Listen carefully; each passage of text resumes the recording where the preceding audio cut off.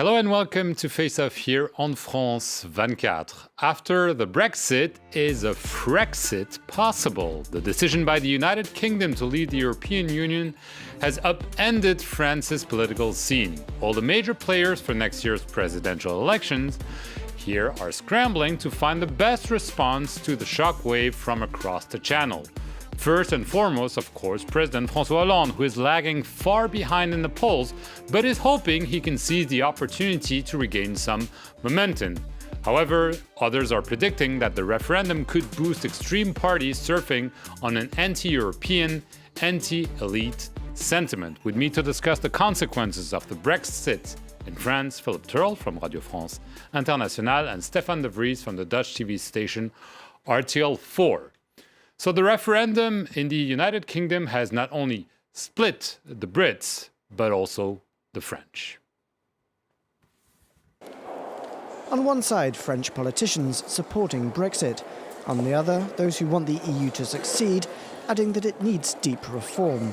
And in each group, lines are blurred between different factions.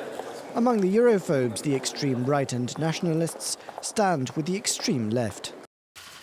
For all patriots, for all lovers of freedom, this is a joyous day. It's not Europe that is dead, it's the European Union that's going to end, and nations will be born again. The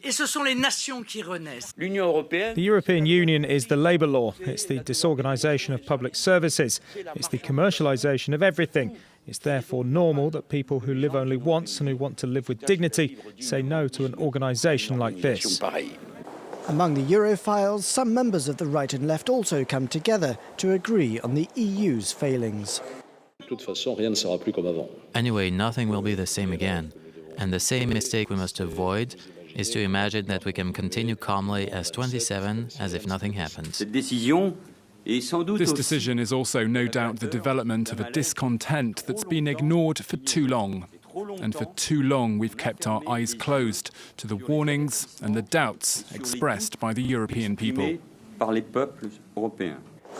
Following the British referendum, there are those from across the political spectrum who are calling for a national vote in France. If we want to bring all the French people together with building Europe, we must redefine the European project from A to Z and give the French people a voice on this new project. We respect the advantage of national decisions. Is it acceptable in France, for example, that we can choose how our public services are organized? Whatever the solution, all of them are promising not to ignore the warnings sent by the United Kingdom, even if they did not take heed when France voted no in 2005 to the EU constitution. Stefan, clearly Europe has entered the presidential race for next year in France. It's already a major topic of debate after the earthquake from London. Yeah, absolutely. I think it will be one of the main topics of next year's campaign. Of course, together with unemployment and the terrorist threat. The problem is that unlike the unemployment and terrorist threat, nobody really has an opinion about what needs to be done or an idea. They all have an opinion. Some of them have a very clear opinion. They want to leave the European Union as well. That's a very clear idea, but they have no alternative. They don't say what should happen then if France leaves the European Union. We're seeing the disastrous effect this week, what's happening after the referendum in Great Britain. It will be very worse even for France if they would leave the European Union, because France is much more dependent on the EU than the UK ever was. So it's very easy to say, okay, let's go now as well, but it will be very difficult. And if France leaves, that will basically be the end of the European Union, because it's the second largest economy of the Eurozone. It's one of the 6 founders. So the European Union without France is just not the European Union anymore. Philip, question, very simple question. Well, maybe not that simple. Who will benefit the most from what happened across the channel in France? Well, at the moment, obviously Marine Le Pen is the one who looks set to benefit the most. I mean, this is just an unheard of present for her. She'd never thought, I don't think, it would happen. So when the news came through on Friday morning that Britain had voted in favour of leaving the EU, this is the best news that Marine Le Pen could ever have wanted, because she was all smiles. Right from the start, she has said Britain has asked for a referendum. Why shouldn't we ask for a referendum? We're also part of the EU. We don't want to be part of this body anymore. We want to get back our nations. We want to control our borders. We want to be in charge of our own institutions. So let's bring back a nation of countries across Europe and not have this body in Brussels that is dealing with and deciding for us that what we should do.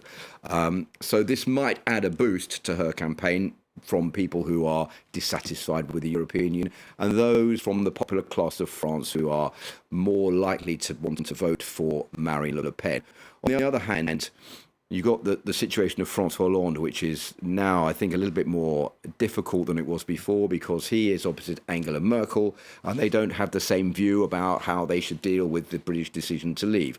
On the one hand, François Hollande said he wants to go quickly to make sure that Britain leaves the EU as quickly as possible and that the EU can recover, whereas Angela Merkel says, well, Britain is a very important trading partner for us. We shouldn't go too quickly. We don't want to upset the apple cart even more than it has been upset already, so therefore we need to go more slowly. So even in the two main between the two main European Union leaders, there is not really a firm agreement about what the best process is to move forward. Obviously, all the mainstream politicians have said, this is the moment we need to revamp, rebuild, refound, however you want to name it, Europe. But we've heard that song before, and that's the problem. I mean, can François Hollande maybe say, okay, I was not able to change the direction of Europe when I was elected, despite my promises. Now is the time, and that in the end, it could help him. Well, there's a beautiful French expression for that, l'esprit de l'escalier. It's simply too late. I mean, he should have done, or the European leaders should have proposed something very structural, very different, a real change for Europe the last 5 years. Everybody could expect, even I was surprised by the fact that a lot of people didn't see the Brexit coming. Because if you follow British media, then you know there's such big resentment against Europe, and in referenda in general, people like to vote against something. So it was not a surprise, in spite of what all the politicians have been saying the last couple of days. They should have prepared a plan B, a plan Brexit. The reality is that nobody really knows what they want with Europe. If you talk to a French politician about Europe, he says he's pro-Europe, but what he actually means, he's in favor of a Europe that's more like France. But as soon as you say, well, if you're a Europhile, that means that France will have to become more European, then he will say, oh, no, sorry, that's not what I meant. And a German politician would probably plead for a federation, which is a dirty word in France, because France wants to have a strong state, no federation. So basically, the opinions about which direction we should be heading, it completes. Nobody has an idea, actually. And there's also something else which I think has played a lot in forcing Britain to vote to get out of the European Union. The European Union is, of course, the migrant crisis, which is. But it's an issue. Which is in France and also in Germany. In France as well, an issue in Germany too. And I think if you look at what's happened over the last year, you've had the situation in Greece where all these migrants have been arriving and Greece has been asking for help from the European Union. And instead of the European Union helping, it's been sort of looking over its shoulder and looking the other way. You have then Angela Merkel, who has said, I'm going to open the borders and let the migrants in, which has sent totally the wrong signal to people in the UK who don't want to have all these migrants coming in, who've already got, they say, far too many EU citizens moving into the country and who are scared about migrants coming in from Syria, from Afghanistan and from Iraq. And the popular press in the UK has used this as a platform, as practically the only issue to force people, to convince people to vote to leave the EU. So I think on that front, the European Union has been completely separated among different countries, different opinions. No one's come up with a proper, solid EU decision about how to deal with this crisis. And that is one of the problems that faces the EU on a more general basis. There's no common EU policy. Right. Very quickly, Stefan, two things that might help Marine Le Pen. The one that we just mentioned, the role of the migrant crisis, even in a country that doesn't have a far-right tradition. And then the referendum to get out of the EU, which was seen as something impossible. Marine Le Pen was told this cannot happen. So if you put all those together, it seems that two important things happen in her favor. Yeah, absolutely. The only thing that won't happen next year probably is that she will become a president, and as a president, she can call a referendum. But if she's not a president, then it's very unlikely. This being said, that she won't become a president in 2017. I'm not sure about the future, but it might. It's very likely that in 2022 her chances are much bigger to become a president, and maybe at that time she will call a referendum. So for the next 5 years, we will still have France in the European Union. What will happen after that? Only Marine Le Pen knows.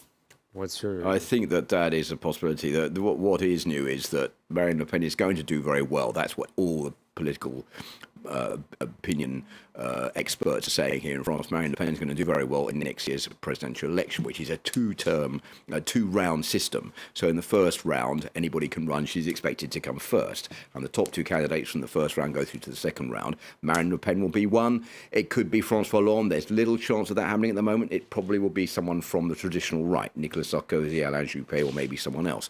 So they will be elected president. We will know from the first round. But that means that Marine Le Pen will have a greater influence in France and will have a much stronger support base. And the person who takes over the job of president next year cannot continue as president without taking into account the opinions of that support base that voted for Marine Le Pen. So things could change a little bit. Okay, we'll be following the consequences of the Brexit here in France and across Europe. Stay tuned here for more news on France 24.